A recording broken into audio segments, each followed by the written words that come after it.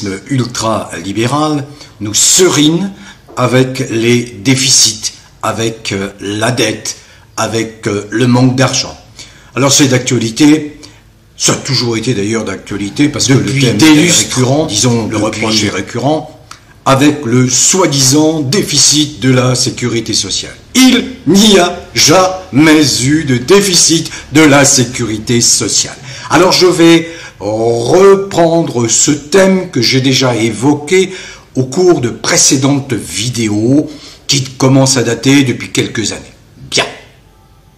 Aujourd'hui, l'argent dont vous disposez, ça n'est que du vent. Pour être un peu plus précis, ça n'est que de la monnaie de singe. Pourquoi? Mon propos va être très très bref. Qui crée l'argent? Vous êtes-vous posé la question? D'où vient l'argent? Qui gère cet argent? Par quel circuit cet argent parvient sur votre compte bancaire? Puisque nous avons obligation, au-dessus de 1 500 € de salaire, d'ouvrir un compte bancaire, ce qui est une aberration, une anomalie, dénoncée, mais jamais corrigée. Au contraire, ces politicards véreux continuent à imaginer tous les avantages possibles pour les banques. Eh ben oui, parce que le système financier mondial repose sur les banques. Les banques qui, effectivement, gèrent cet argent, cette monnaie de singe. Alors, je l'ai déjà expliqué, pour une banque, il n'est pas très difficile de vous prêter de l'argent. Aujourd'hui, c'est de l'argent virtuel, un simple mouvement sur les touches du clavier de l'ordinateur du conseiller qui vous reçoit, et une ligne de crédit vous est attribuée. Est-ce que la banque qui vous accorde ce crédit détient cet argent? Pas du tout. Pas même 1%. C'est donc du vent. L'argent, la banque vous prête du vent. Même chose pour la Banque de France, même chose pour la Banque Centrale Européenne, même chose pour toutes les banques centrales du monde, pour la Fed, etc. Aux États-Unis, même chose. Cet argent-là n'existe pas en réalité. L'argent n'est qu'un moyen à la base, un moyen très commode de dépasser le troc. Vous comprenez? Le troc, au moment où les groupes humains échangeaient uniquement par le troc, l'échange de biens, l'échange de produits, l'échange d'aliments, etc. Et au fil du temps, sous l'impulsion d'ailleurs des Templiers, au XIIe siècle, eh bien, ils ont imaginé des lettres de crédit, ancêtres de la monnaie papier. يشتركون في الاعتقاد بضرورة هدم مسجد المسلمين المسجد الأقصى وإقامة المعبد اليهودي الهيكل مكانه. فأما اليهود فإنهم يعتقدون بأن سليمان عليه السلام بنى معبدا لهم ولأجيالهم اسمه الهيكل، ولذا يسمونه هيكل سليمان، غير أن ذلك الهيكل هدم وأزيل قبل الميلاد، قبل ميلاد عيسى عليه السلام، عندما غزا بختنصر القدس، ثم أعادوا الهيكل بمساعدة ملك فارس وسموه الهيكل الثاني، ثم أزاله الرومان سنة 70 من الميلاد. بعد ذلك الزمن اختفى الهيكل واختفت آثاره، وهم الآن يسعون إلى إقامة الهيكل مرة ثالثة، يقول الهيكل الثالث.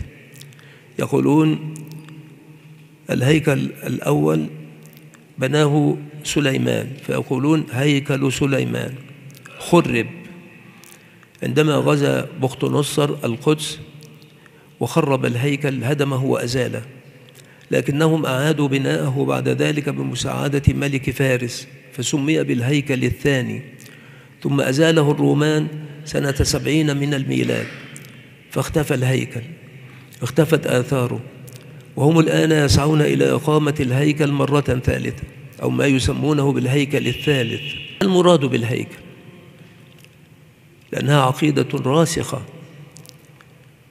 وهم يسعون إلى تحقيقها في الواقع سعيا حثيثا، والحرب تدور حول هذه المسألة بضراوة بالغة.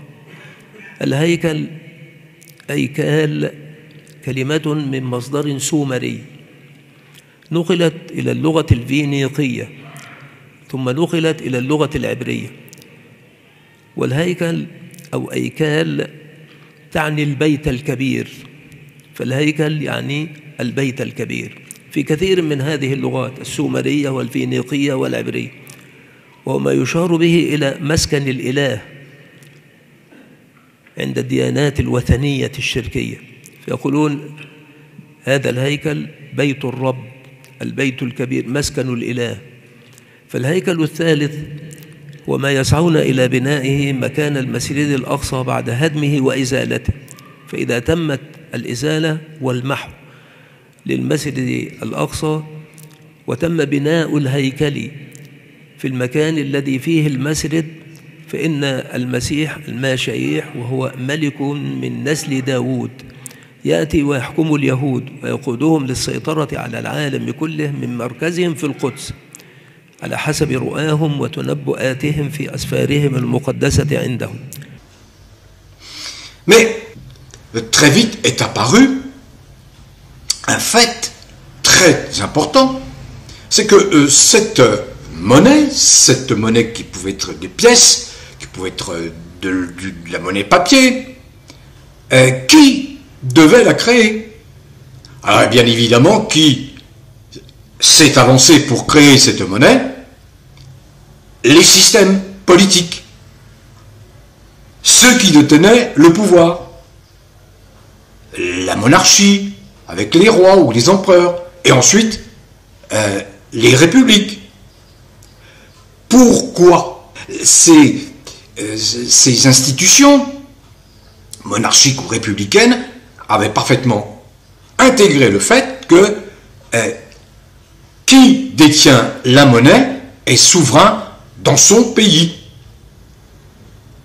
Et donc l'État est souverain à partir du moment où il a toute l'attitude de créer la monnaie qui va irriguer les circuits économiques du pays. Mais tout ça a volé en éclats à partir de 1940, après la Deuxième Guerre mondiale, avec les accords de Bretton Woods aux États-Unis, ces accords qui ont instauré une aberration totale, c'est-à-dire instituant comme monnaie d'échange mondiale le dollar. Le dollar qui lui-même était déjà de la monnaie de singe. C'est ce qu'a d'ailleurs expliqué le constructeur d'automobiles états-unien Henry Ford.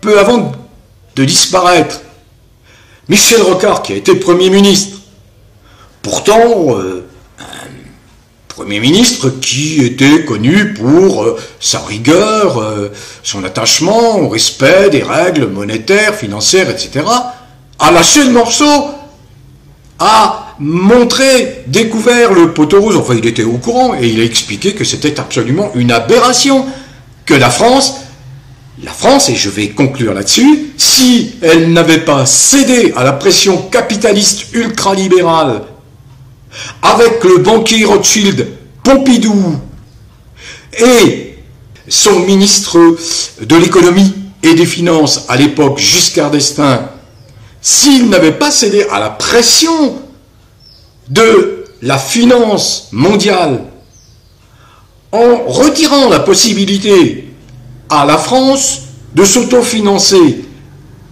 ce que faisait le général de Gaulle, et il a pu financer un développement économique sans pareil pendant 10 ans, grâce à la monétisation, grâce à la souveraineté du franc dans son pays.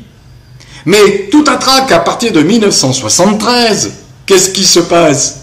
Eh bien, Giscard d'Estaing et Pompidou, explique que désormais la France ne devra plus s'autofinancer, mais elle devra emprunter sur le marché monétaire, marché financier mondial. Et vous voyez s'imposer des instruments contraignants, le Fonds monétaire international, la Banque mondiale. Dans quel but? Simplement le but de contraindre les pays très riches en matières premières, en métaux précieux, qui pour la plupart se trouvent en Afrique, anciens pays colonisés, les contraindre à utiliser la monnaie, les monnaies imaginées par les Occidentaux pour échanger à l'intérieur de leur pays et échanger avec d'autres pays. Mais pour avoir cette monnaie, eh bien, il faut la contrepartie, c'est-à-dire céder toutes les richesses, par exemple toutes les richesses de l'Afrique. Donc 1973, tout attraque, la France devient dépendante des circuits financiers mondiaux.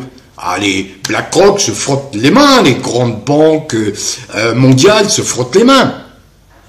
Et le système bancaire, eh bien, assied sa domination, sa contrainte sur le monde entier, pas uniquement en France.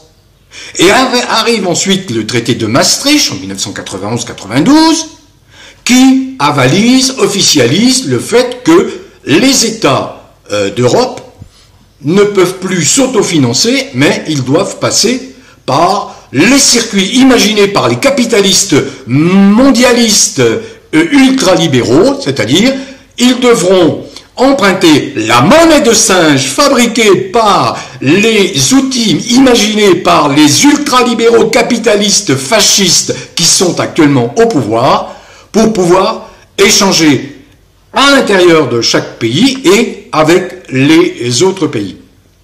Donc, confirmation.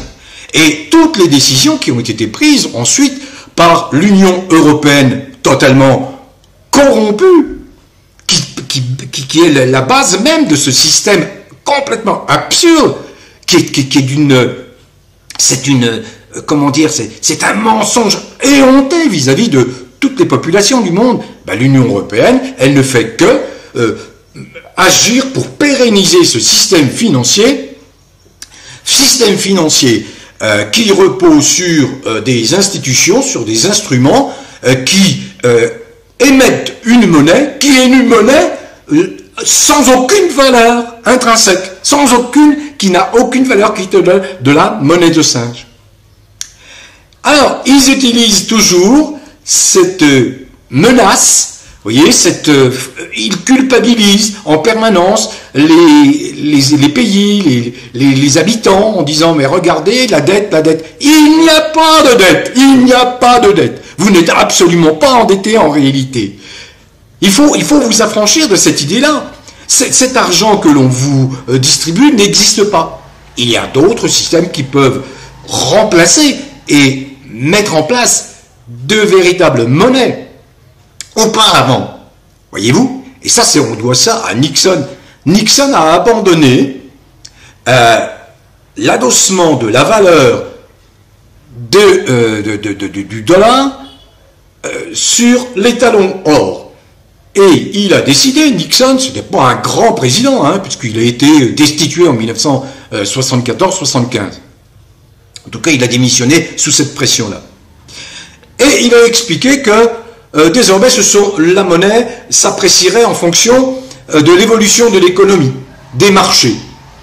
Ça renforce encore le peu de valeur de ces monnaies, et ça a été surtout une voie royale pour la spéculation, pour des enrichissements colossaux sans aucun fondement. Vous avez des gens qui disent, oui, je suis à la haute tête de 200 milliards, 300 milliards de fortune. En réalité, ça ne vaut rien. C'est la raison pour laquelle partout, ces fortunés s'empressent de convertir cet argent qui ne vaut rien en biens palpables, réels, de l'immobilier, des sociétés, des biens, etc., etc. Parce qu'ils savent très bien que cet argent en banque ne vaut rien. Ça ne vaut absolument rien. Alors je conclus parce que il y a 3 présidents gigolos, vous savez, qui ont servi de président à la France et ont subi encore le dernier venu, c'est-à-dire le Macron. Alors, le premier président gigolo, c'est Sarkozy. Sarkozy, il a donc endetté, avec de la monnaie de singe, la France, il a rajouté plus de 600 milliards d'euros de dette. Le Hollande, le flamby peu reluisant, qui a fait entrer le loup Macron dans la bergerie, lui, il a endetté, il a ajouté 350 milliards de dettes à la France. Et le foutriquet, freluquet, le trouillard, le giflé, le baffé de Hanoï, lui, il a déjà dépassé 1000 milliards d'endettement supplémentaire. C'est la raison pour laquelle on dépasse allègrement les 3000 milliards de dettes en France. Mais encore une fois, tout ça c'est faux, c'est de la mascarade, puisque cet argent que l'on est supposé devoir, c'est du vent, de la monnaie de singe, tout simplement de la monnaie de singe. Donc le principal chantier des générations à venir, si elles ne se laissent pas totalement pourrir par le wokisme, eh bien, ce chantier le plus important, c'est de revenir à des monnaies réelles, sérieuses, adossées à des, par exemple, à l'or ou à d'autres éléments de référence, pour qu'enfin l'économie soit une économie sérieuse, stable.